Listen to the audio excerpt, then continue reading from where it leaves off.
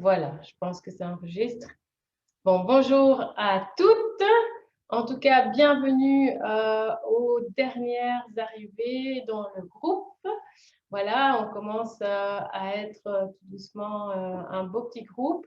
Et n'hésitez pas surtout à vous présenter et à me dire, voilà, finalement, quelles seraient vos attentes en intégrant ce groupe. Quelles sont aussi éventuellement vos difficultés et les sujets que vous souhaiteriez voir abordés bien ici. Voilà, donc, alors qui suis-je pour celles qui ne me connaissent pas? Donc, je m'appelle Hilde, je suis belge, j'habite en Belgique, j'ai 2 enfants et un beau-fils. Et bien, j'ai créé Quoi de neuf dans mon assiette il y a environ 3 ans, à la suite d'un événement tout à fait personnel, puisque il y a plus de 10 ans, eh bien, j'ai entamé un changement de mes habitudes alimentaires pour pouvoir me guérir de sinusite chronique, de problèmes digestifs. Voilà, j'avais une santé qui était pas très bonne et mon médecin traitant ne pouvait plus rien faire pour moi et donc j'ai découvert les méthodes alternatives. J'ai été chez un homéopathe et j'ai découvert que l'alimentation avait vraiment un grand pouvoir sur le corps. En testant comme ça ces recommandations, au bout d'un an, je n'avais plus fait qu'une sinusite comparée à 4 que je faisais avant. Et puis, de fil en aiguille, d'année en année, mon immunité vraiment est devenue nettement meilleure. Et les sinusites ont disparu. Et quand, voilà, j'en ai une ici et ça faisait des années que j'en avais plus. Et certainement dû à un état de fatigue suite au Covid, la Covid que nous avons tous eu ici en famille au mois d'octobre. Et donc, voilà, certainement des déficits en minéraux qui ont empêché mon corps effectivement de fonctionner convenablement. D'ailleurs, je vais en parler par après par rapport à ce qu'on va voir aujourd'hui. Et donc, j'accompagne maintenant les femmes qui veulent mettre plus d'énergie, qui veulent agir préventivement pour leur santé, en les aidant à modifier leurs habitudes alimentaires, en intégrant de nouveaux gestes en cuisine, de nouvelles habitudes au niveau de leur hygiène de vie.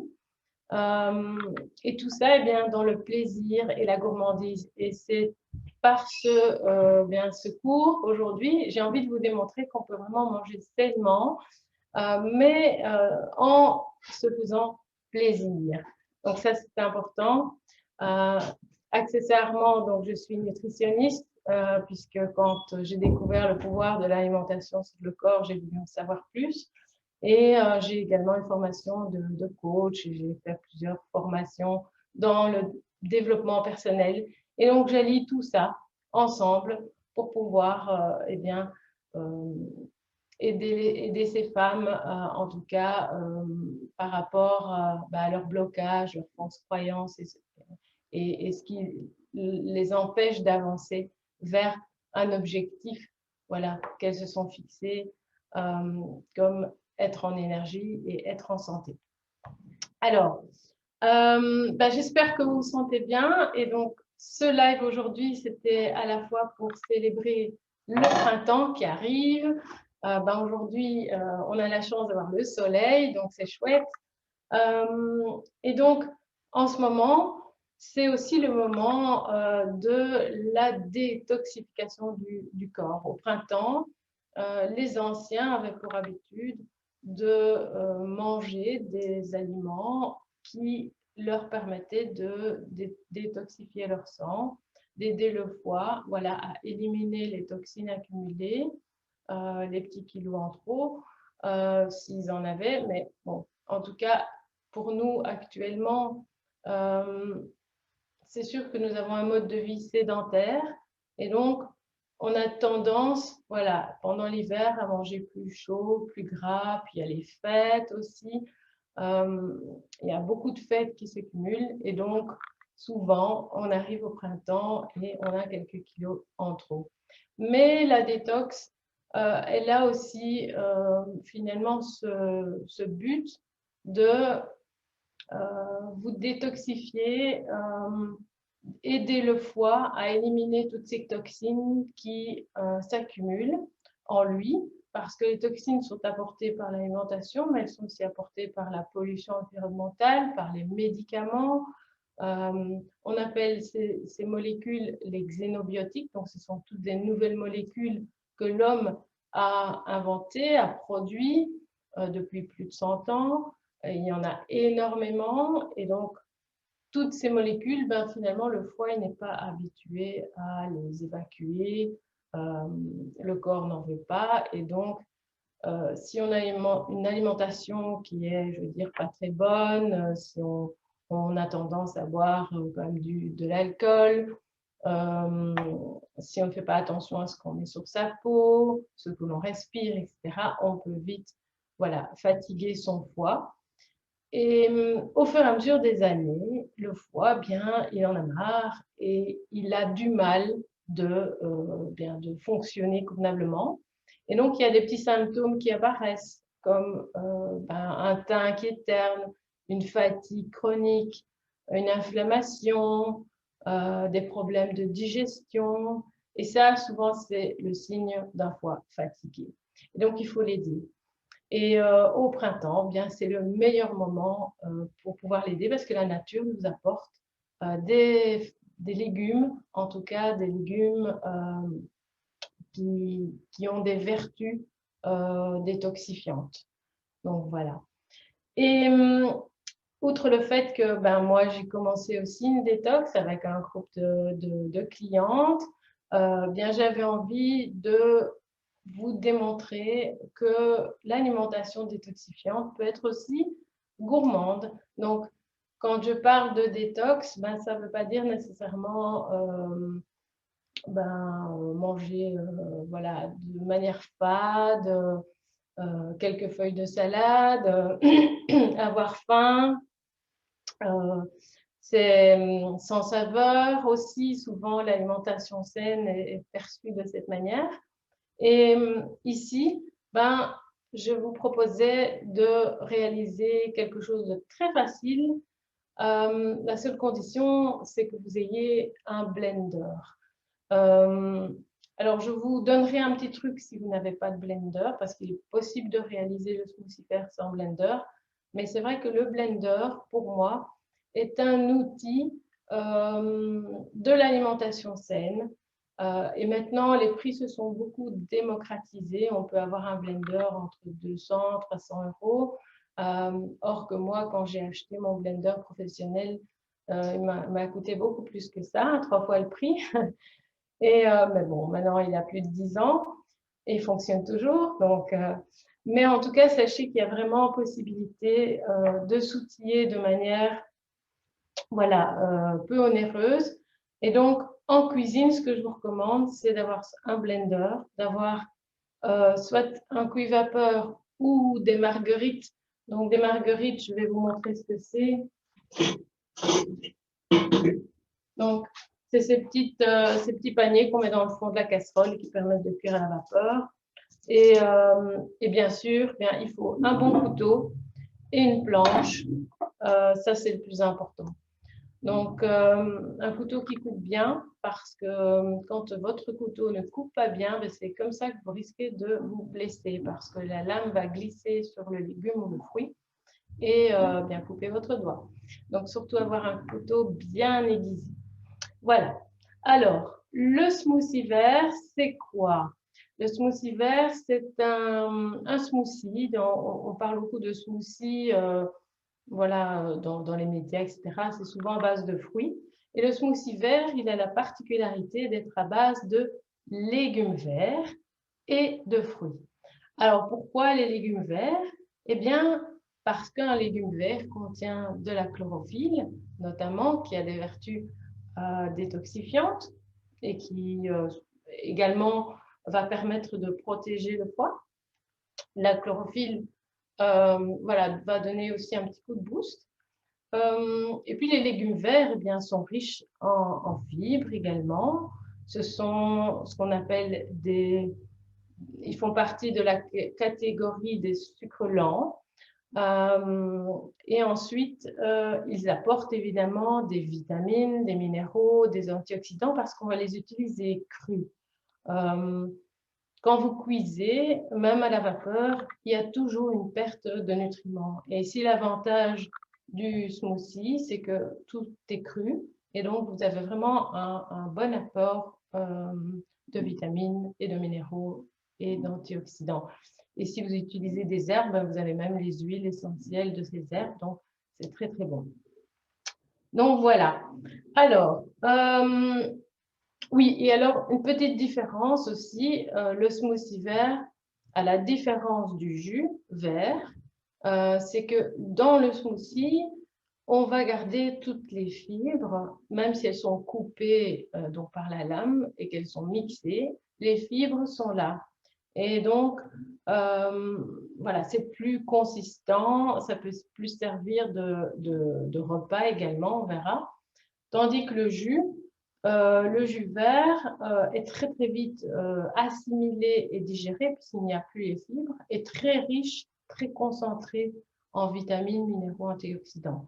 Donc, ce sont deux utilisations assez différentes.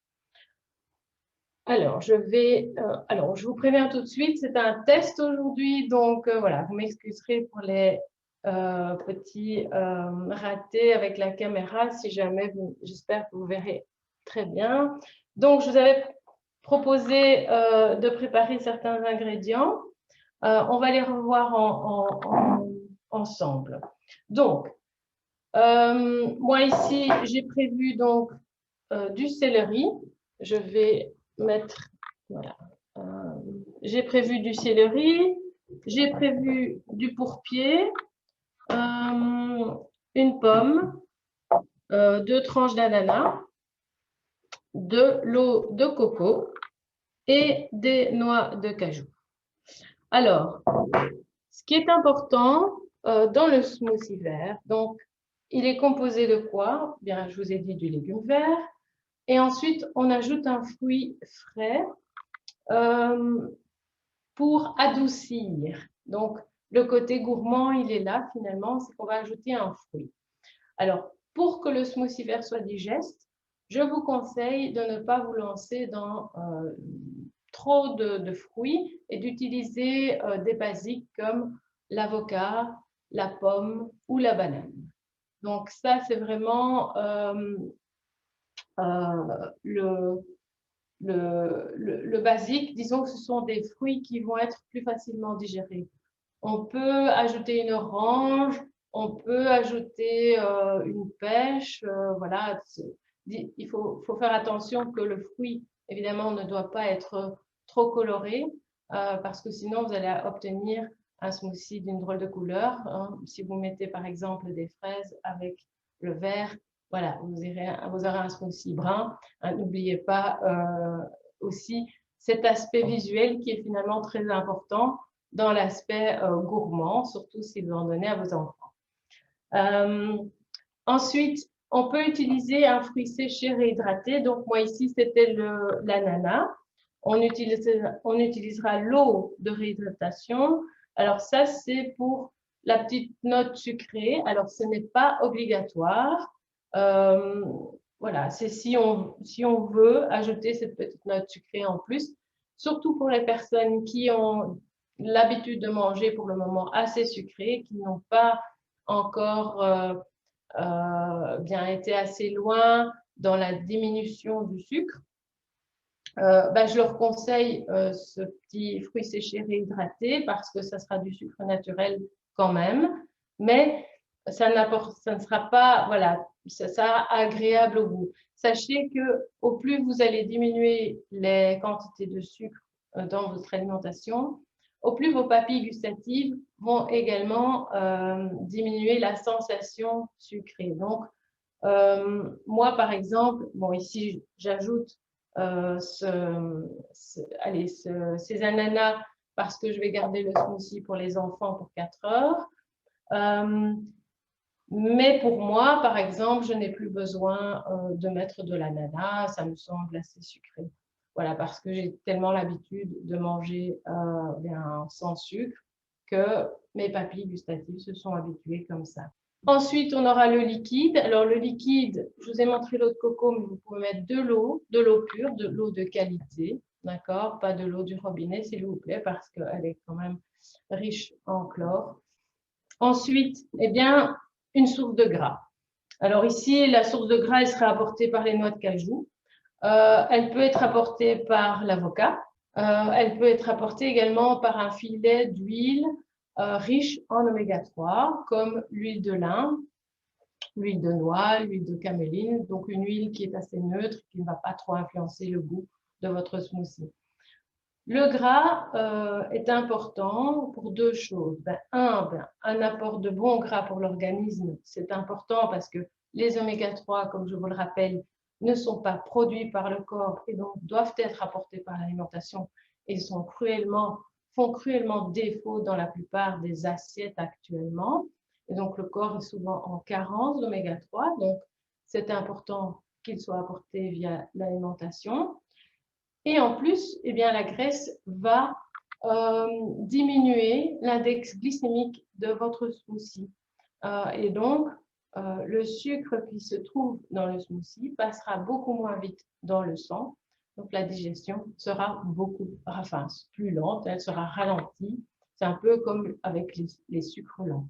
Voilà, donc il y a à la fois l'effet des légumes qui va diminuer l'index glycémique et la graisse également.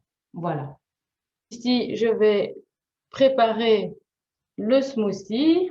Donc, je vais couper mes deux branches de céleri. Alors, le céleri a la vertu d'être détoxifiant aussi. Il est très bon pour l'hypertension. Il est potentieur. Et en plus, voilà, il chélate les mauvaises substances du sang. Donc, n'hésitez pas à vraiment en manger dans votre alimentation, en mettre dans vos salades, dans tous vos plats. Donc, je mets ici dans mon blender. Alors, les noix. Les noix, comme vous avez vu, elles sont dans l'eau. Donc, elles doivent tremper au minimum 4 heures, idéalement 8 heures. Pourquoi? Bien tout simplement pour les débarrasser de substances indésirables, comme par exemple les phytates, et entamer leur germination. Donc, une noix qui est sèche, elle ne germe pas et elle est en état de dormance, on appelle ça. Et donc, quand on la met dans l'eau, on va la réveiller et elle va décupler son pouvoir nutritif. D'ailleurs, si on enlève l'eau et qu'on les laisse encore un petit peu germer, on va avoir certainement un petit germe. Alors pour ça, il faut que la noix n'ait pas été grillée, évidemment. Donc, utilisez des noix de qualité crue, en tout cas, pour réaliser votre smoothie, pas des noix grillées, surtout. Donc, moi, je vais vider l'eau et bien les rincer. Donc, vous avez vu que c'est un petit... Allez, c'est de la toile de moustiquaire sur un bocal avec un élastique. Donc, c'est vraiment très pratique. Vous pouvez utiliser ce système pour faire tremper vos lentilles, par exemple, aussi. Donc, je mets les noix et ensuite, je vais mettre la pomme. Hop.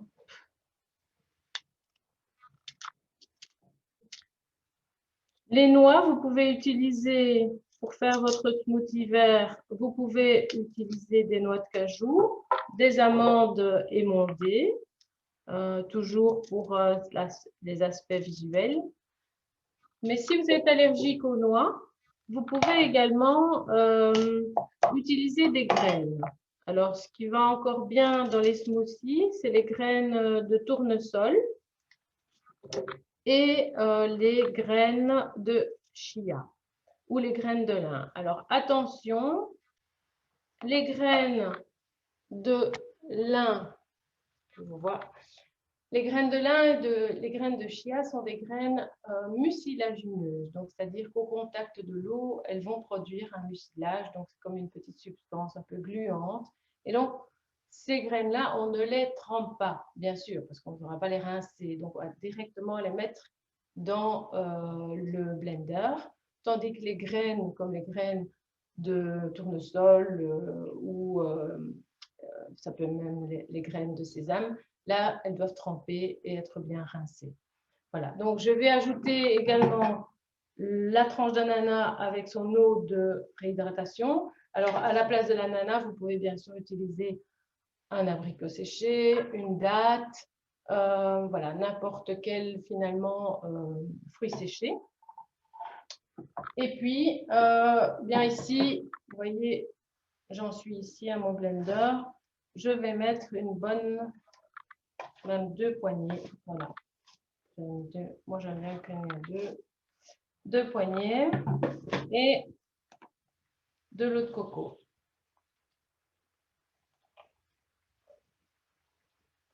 Et voilà.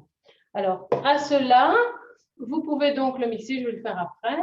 Vous pouvez également ajouter du gingembre, des super aliments comme de la spiruline, du thé matcha. Vous pouvez ajouter de la vanille, de la cannelle. Donc, il y a vraiment moyen d'ajouter une petite touche gourmande à votre smoothie. Voilà. Et donc, ensuite, le mixer pendant quelques minutes. Je vais le faire tout de suite. Je vais juste couper le son parce que sinon, vous allez avoir les oreilles qui vont filer. Donc, moi, ce que j'aime bien dans le smoothie, c'est qu'il ne soit pas trop épais, voilà, qu'il se laisse boire facilement à la paille. Donc, je vais le goûter.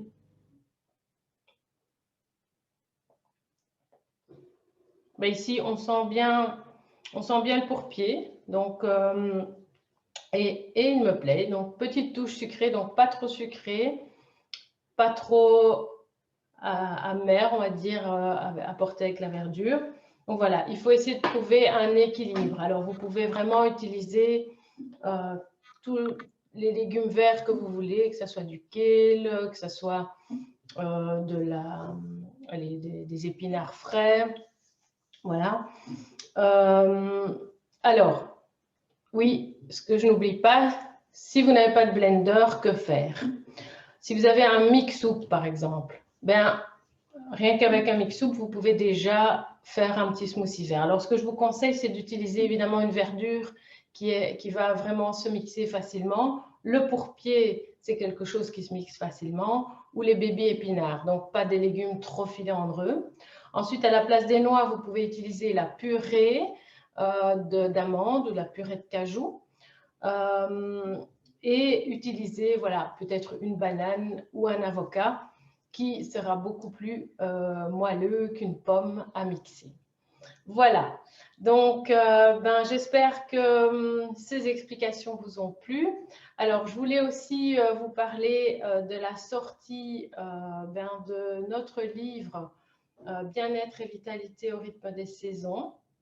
Donc, c'est un livre électronique que j'ai coécrit avec une amie naturopathe qui s'appelle Nathalie Villegas. C'est un guide, voilà. Et nous allons écrire toutes les saisons. Donc, nous avons écrit l'automne, nous avons écrit le printemps et nous allons écrire cette année l'hiver. Et c'est un guide pour vraiment prendre soin de vous au rythme de la saison, où vous avez la découverte évidemment des légumes de saison, comment les choisir, comment les préparer, etc.